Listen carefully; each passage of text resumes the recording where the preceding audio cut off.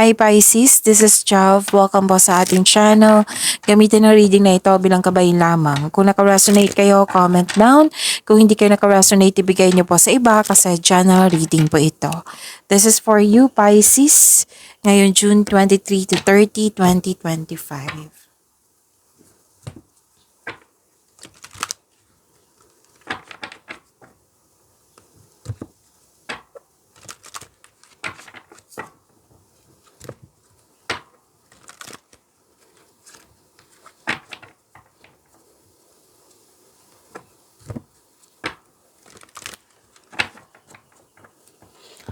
Para po ito sa inyo Pisces, ngayong June 23 to 25.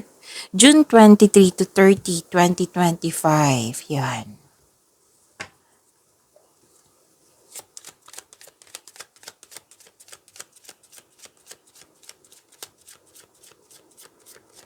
Maraming salamat po sa inyong patuloy na suporta at maraming salamat din po sa mga hindi nag-skip ng ads. Sa mga hindi pa nag-subscribe, subscribe na po kayo at click bell notification para malaman nyo na may bago tayong video.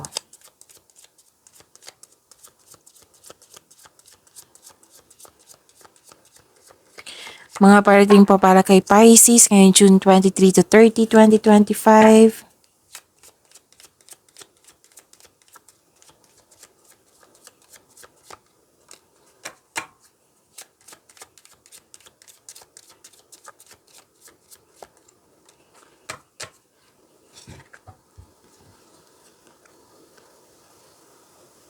Pisces, nakikita ko dito na this is advice advice ng card nyo na kung gagawa kayo ng desisyon ngayon, kung gagawa kayo ng aksyon ngayon, huwag nyo sanang i-delay. Kumbaga. Oo. Kasi may mga nakikita ko dito eh. So this is general reading ha. Kunin nyo lang kung ano yung naka-resonate sa inyo.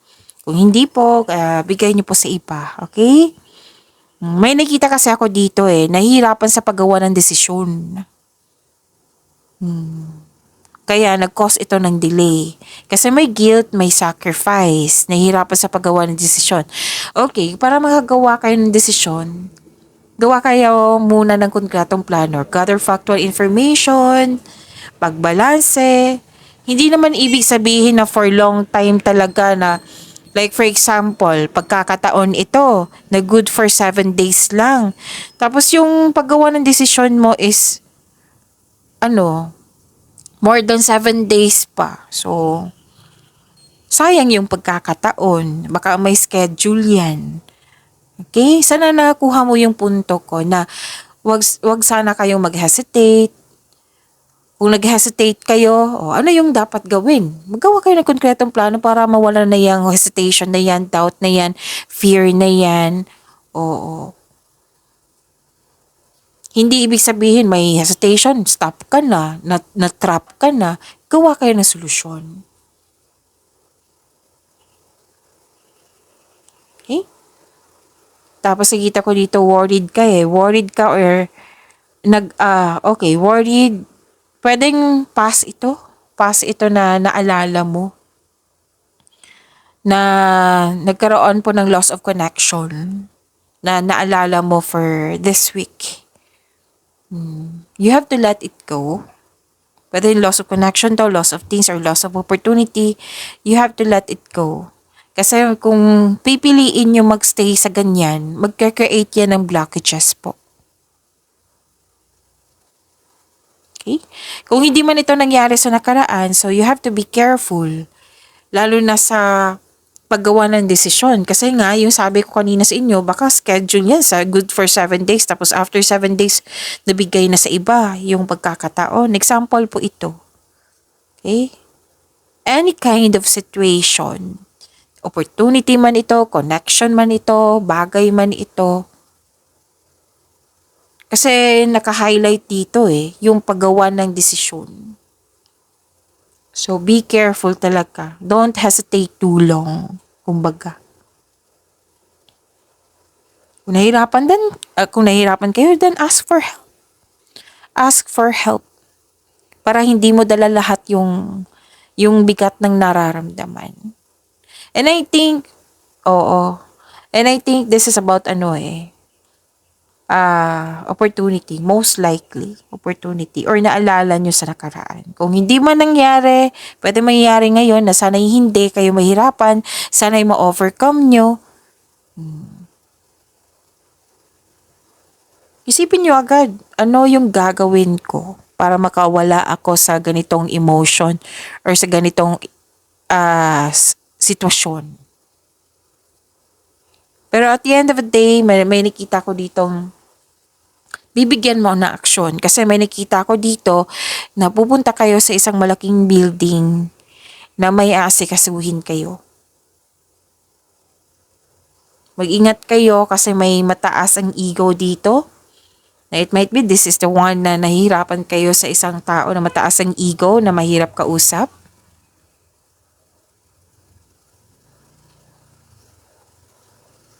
So prepare yourself, be ready kasi may biglaang pagbabago. May nakita ko ditong separation. So maraming separation na case ha. Pwedeng literal na separation, pwedeng end of contract, pwedeng closure, pwedeng umalis, tumiwalag, umuwi. Or separation of responsibilities. Pwede din na separation na kailangan kasi for the future. Like long distance. Bibigyan ito ng aksyon. Kitang-kita ko dito. Sa paggawa ng desisyon, may pagbabago na mangyayari.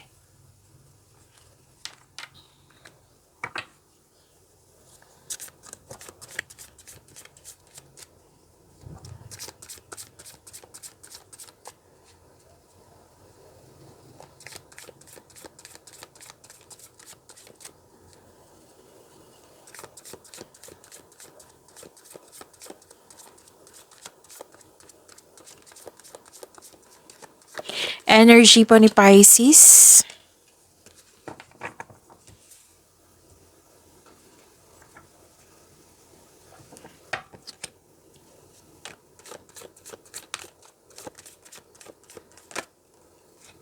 Okay, so tatlo to. Kunin ko na ha. Tatlo.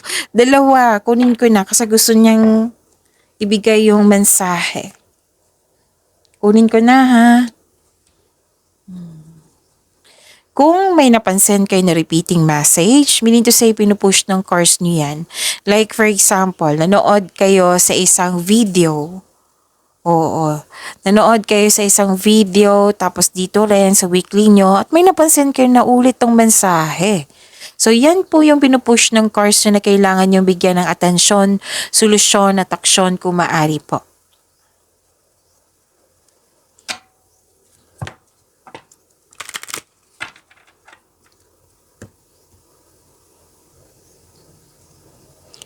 So ano yung energy ni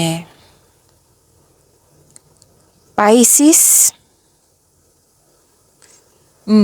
Ito yung lumabas sa inyong card dito na nabibigatan ka.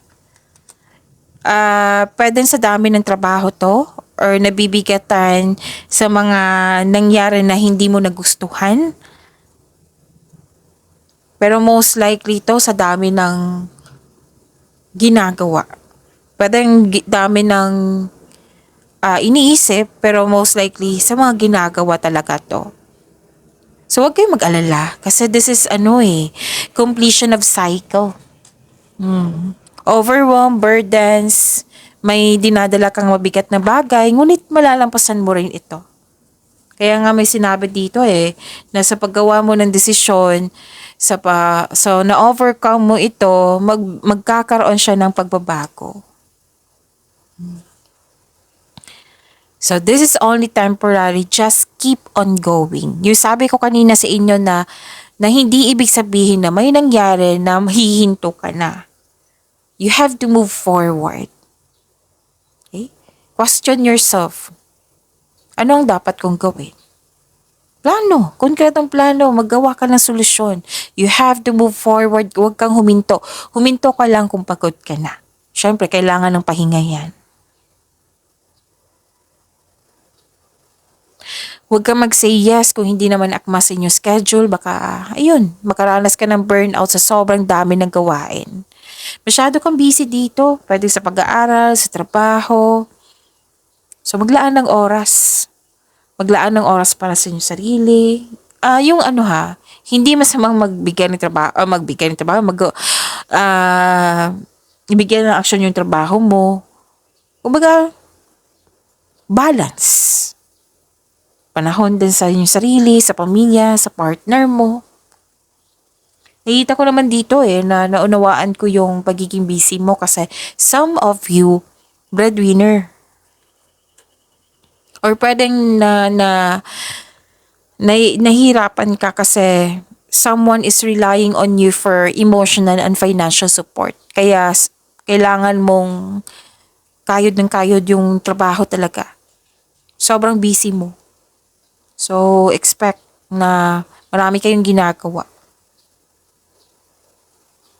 Kung hindi pa ito nangyari, so prepare yourself. At least may idea kayo. So, ano yung gagawin ko kung meron akong mga, may parating na mga gagawin, okay? Time management. Yung unang sinabi ng Carney dito, balance. Time management. Kailangan yan. Kung hindi ka nahihirapan ka, then ask for help. Para hindi mo dala lahat yung gawain. Pero huwag kayong mag-alala yung sabi ko kanina sa inyo. Completion of cycle to Matatapos malalampasan mo rin to. After nito, mag-rest day kayo, mag-vacation kayo, magkakaroon na kayo ng sapat na pahinga kasi matatapos mo na yung mga gawain. Or di kaya concern. Matatapos na yan kung concern po ito.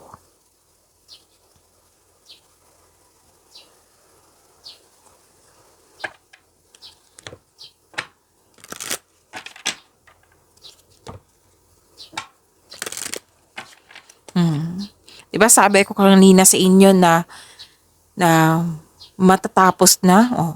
Ang ganda kasi successful completion to. Excuse me, kailangan ko mag-burp. You're reaping rewards. Pagbubunga, nag-harvest ka. Yung mga ginagawa mo dyan sa mga nag-aalala dito, matatapos yan pag binigyan mo ng aksyon na hindi kayo nag-stop. Accomplishment, successful completion, success, this is the perfect time. Okay, mag-alala sa pagbabago na sinabi dito na be ready sa pagbabago kasi ending with new beginning yung sinasabi dito. Yung pagbabago na ito ay magbibigay sa iyo ng tagumpay. Yung perfect time talaga na magkakaroon siya ng pagbabago. Perfect time, perfect situation, maaring may parating na gandipala or positibong resulta sa inyong mga ginagawa. So celebrate your wins and acknowledge how far you've come and ready ka na sa new journey. Dalawang card na mismo nagsabi dito, ready ka na sa new journey. May nakita rin ako dito na some of you, tapos ng construction ng dream house mo. So yung sabi ko nina nag-harvest ka. Everything you have worked for is coming together. Resulta. Yung sa pagiging productive niyo sa araw-araw, ito na yung resulta. May nag-celebrate ng monthsary, anniversary, o pagtatapos nga, or may na-achieve kayo. Yung recognition, andito po And pwede din promotion to. Or pagtaas ng kita, allowance, sweldo ba ito? Or promotion, pagtaas ng posisyon. Makakatanggap kayo ng positive review. Pwedeng simula sa inyong boss, amo, customer, kliyente. May celebration ako nakikita dito. Sobrang saya nyo kasi may tagumpay.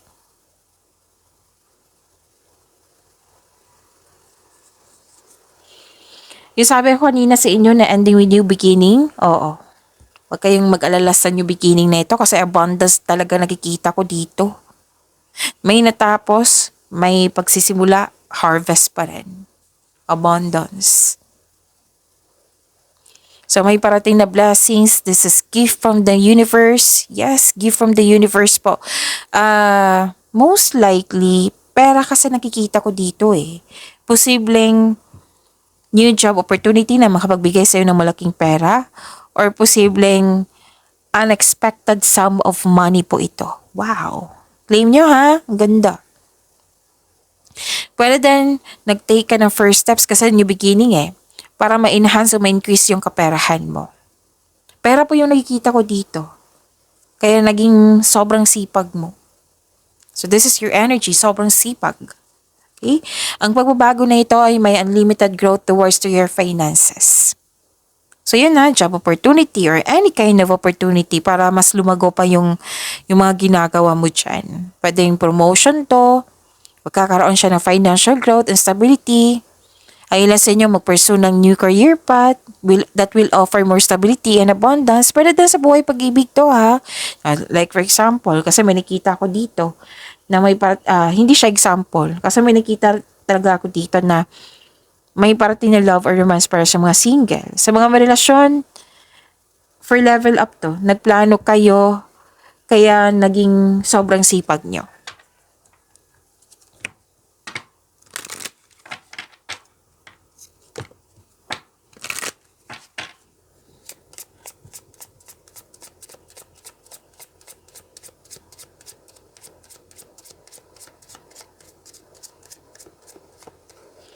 Spirits, guides, angels, archangels, guardian angels, message niyo po.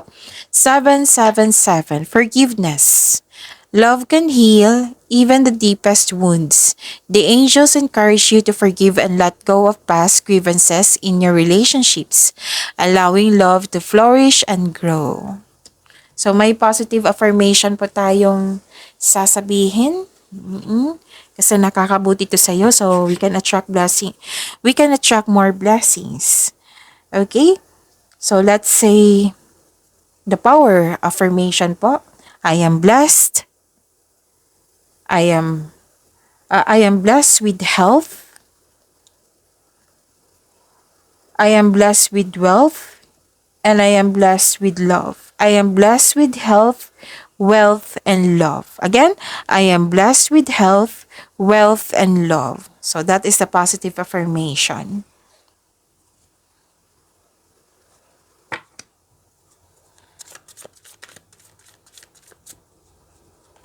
Okay, so kunin natin to. I think dalawa to. Okay, wow. So this is Angel of Success ha. And this is Angel of Magic. And this is Angel of Blessings. Ang ganda naman. Pisces. So kung may nabanggit akong kung may nabanggit, kasi may iniisip ako Cancer, baka nabanggit ko dito eh. So this reading is Pisces. Baka ang ilan sa inyo nag-iisip sa Cancer, okay? So this reading po, klaruhin ko lang, this reading is Pisces.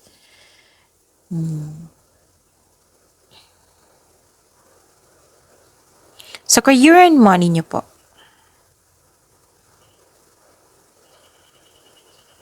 Please expect for this week, magiging busy kayo, which is sinabi naman dito sa inyong energy cards. Oo. So yung time management ha, remind ng card po dito, this is a repeating message. Sabi po ng card dito, use your inherent skills to create opportunity. So sa pamamagitan ng skills mo, makaka-create ka ng opportunity po. Okay? Kung may balak kayo mag-start ng negosyo, now is the time. Know your worth when negotiating po for a raise or contract. Yung sabi ko kanina sa inyo na may promotion, pag level up nyo, pagtaas ng kita, pagtaas ng sweldo, andito rin. May negotiation ako nakikita dito.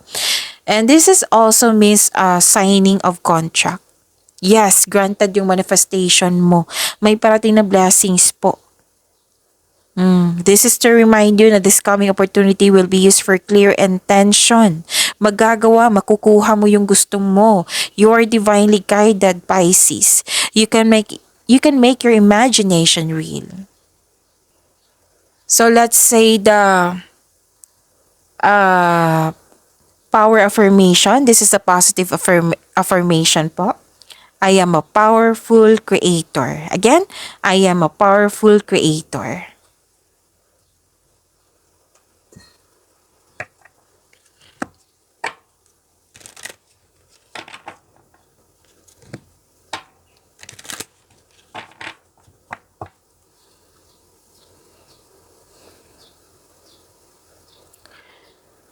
Nakita ko dito na may nasunod na tradisyon. Ang ilan sa inyo nag-decide na mag-aral ulit para dalawang card kasi nagsabi dito na gusto nyong enhance yung skills nyo or hobbies nyo para magamit nyo pandagdag income. Ito yung paraan mo para mag-level up ka. Pwede sa promotion din to. Okay? Promotion is level up yan eh. Oo. So may ano dito, education ako nakikita dito. So some of you magpa-enroll sa isang seminar ba or sa school para may matutunan ka or ma-enhance yung skills mo nga, or di kaya mag-take kayo ng masteral or board exam para magkaroon ng traditional career path, or you are moving up to the ladder of success. Like for example, supervisor kayo, tapos mag-take kayo ng exam para for managerial. Pwede din na yung may energy din dito na teacher. You're earning money as a teacher. Malakas ang energy ng isang teacher dito. Tapos, pwede din mentor ka. Basta may nasunod dito. Tradition ng Pinoy. Okay? Tradition po natin. Nasunod. And nakatanggap kayo ng divine wisdom. And dalawang card na po mismo sabi dito na you're divinely guided. Okay? So, you're showing your kindness to everyone.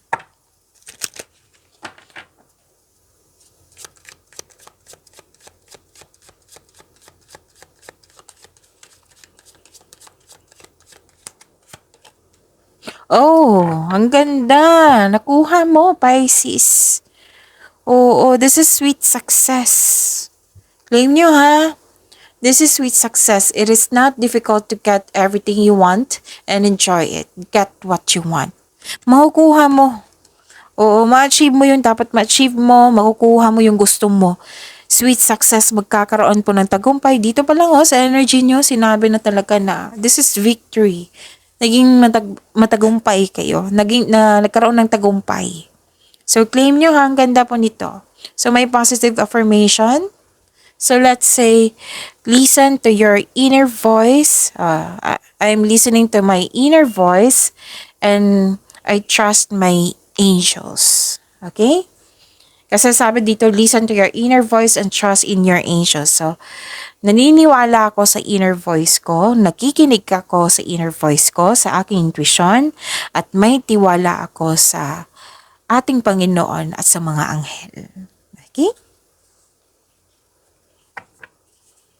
Kasi nga, dalawang card na nagsabi dito na you are divinely guided. So, have faith in the universe. Palakihin ang faith sa ating universe. And please know na malaki ang inyong, what I meant is mataas ang inyong intuition. So, take advantage na makinig kayo sa inyong intuition.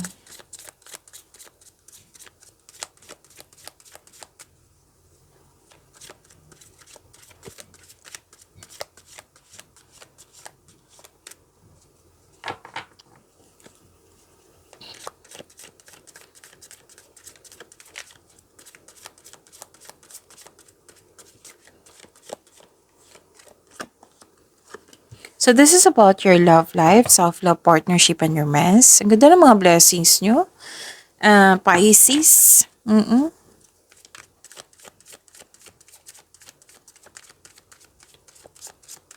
Pisces. Okay. Naging emotional kayo dito, Pisces,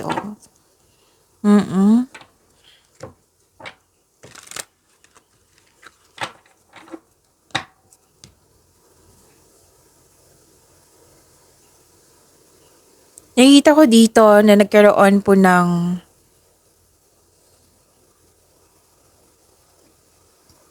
sensya na po, nag-burp ako. Malalim yung iniisip mo dito .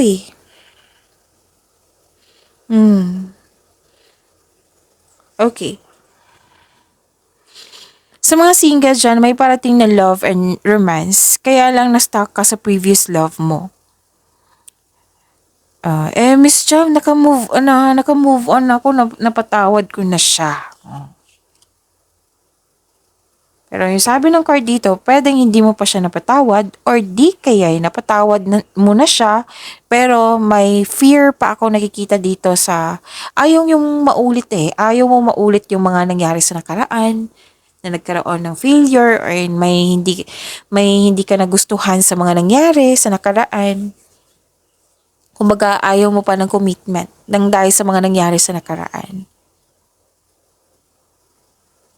Sa buhay mag-asawa sa mga relasyon, pwedeng may nangyari, may nasabi na hindi maganda.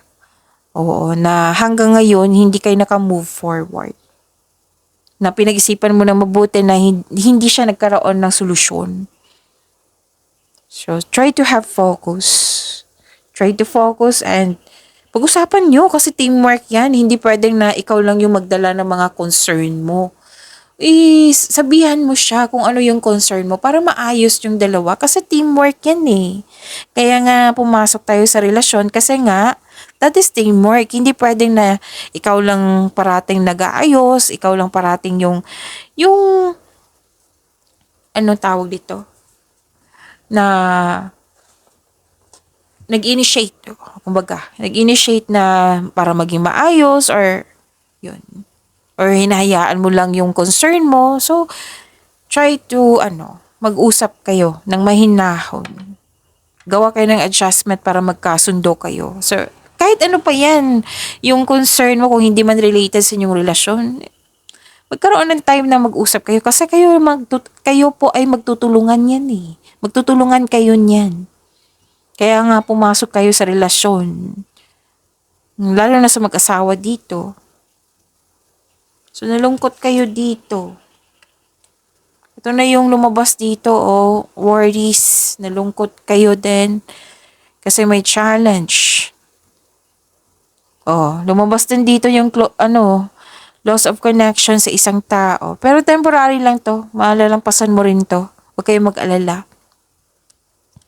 Yung sabi ko sa inyo na may nangyari na hindi nyo nagustuhan, you have to move forward. May parating po na new direction dito. May parating na new direction sa inyong connection. Pwede din naalala to ha, yung sabi ko kanina dito. Nag-clarify talaga siya dito.